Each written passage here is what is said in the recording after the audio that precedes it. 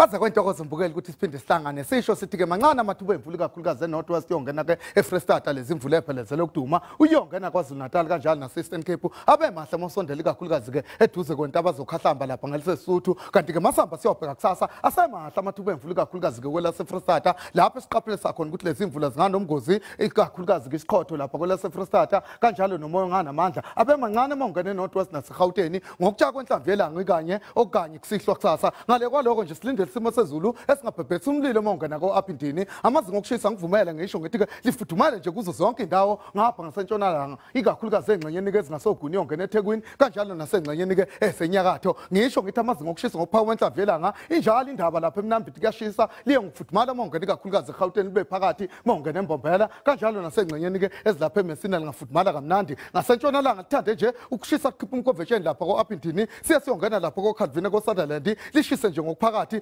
lapha evustile lingathanda nje ukuthi liphole kulozo ndawo phansi eEastern Cape lingathanda nje ukufudumala kamnandi kanjalo nasengxenyeni ke ezilapha komthatha lingaba phakathi ngithatha intambo ngiyibuyisele kuThabile ngisho ngokungenahlonizi ukuthi ke ngiyayithetha indawo benobusuku obuhle.